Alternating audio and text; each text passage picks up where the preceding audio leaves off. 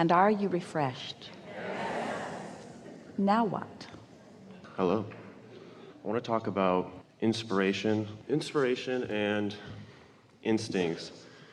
And the reason why I want to talk about this is because often I feel that sometimes my instincts or impulses don't serve me when I am not aligned.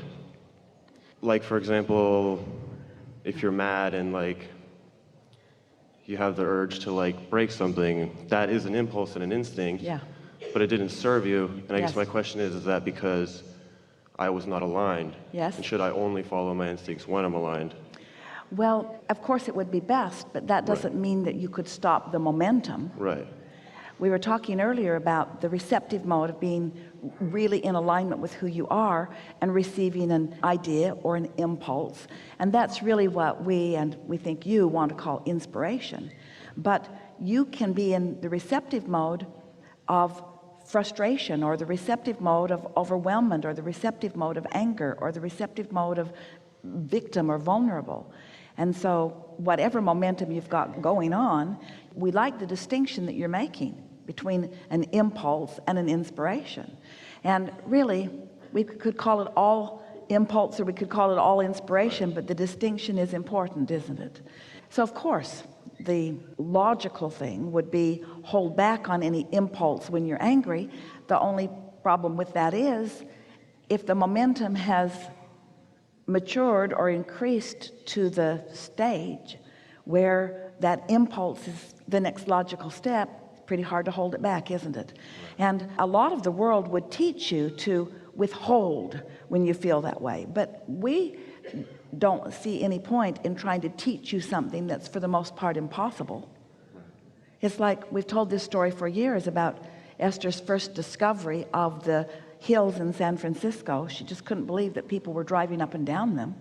And then we offered the analogy of what would it be like if you put your car at the top of the hill and decided just for fun you'd see what happened if you took it out of gear and took the brake off and let it just roll down the hill. I wonder what would happen. Well, you don't have to wonder, you know what would happen. Momentum would take it and it would gather momentum. But if when it first began to roll, you stand out in front of it and let it bump up against you, you could stop a moving vehicle with no problem whatsoever. But you wouldn't want to be at the bottom of the hill trying to stop it. And so the answer to how to no longer follow through on an impulse that you can tell by your negative emotion is not going to serve you, and you can tell from your memory that those things don't serve you, is to get out ahead of it, which means maintain your vibration of alignment, which means care about how you feel more consistently so that you don't let those momentums get carried away. But we really don't want you to feel guarded. If it happens, it happens. The best way, and this is going to seem odd, but the best way to keep those impulses that don't turn out well from happening again and again is to not beat up on yourself because of the last ones. You got to be nice to yourself. You got to say it's momentum and it's law of attraction, and I wasn't tending to my energy, and momentum got the best of this, and that was the logical outcome. But now in this not momentum time, I'm getting out ahead of it.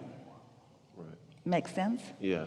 So there's never really situations like maybe you're not aligned and your higher self, your inner being is kind of giving you impulses or instincts to bring you out of that? Well, we want to rephrase your question because you said that's never the case, and we want to say that's always the case. Follow through with the thought. That means that your inner being is not upset with you following the natural laws of the universe. In other words, your inner being stands in that compassionate place of understanding, calling you. In fact, you're onto something important. And we know that you've come to this awareness through your own life experience, which is the best way that understanding comes. Yes, sometimes your inner being calls you through something unwanted on your way to something wanted. This is always true. You're always somewhere in proximity to where you want to be. And so if you're standing in a place that you don't want to be, there's a certain amount of experience that's going to happen as you stand there in that place you don't want to be on your way to where you'd rather be. Right. logical, isn't it? Let us carry that one step further, just for emphasis. That means sometimes your inner being might inspire you to the awareness of a problem, because your inner being knows how excellent the solution is going to be, and that the problem is just the first phase of the solution. How about that?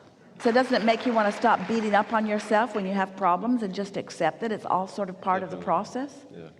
That's why we talk about step 5. Step 5 is when you're no longer mad at yourself that you're back in step 1, because problems are not a problem, because problems are part of the expansion and evolution. Yes.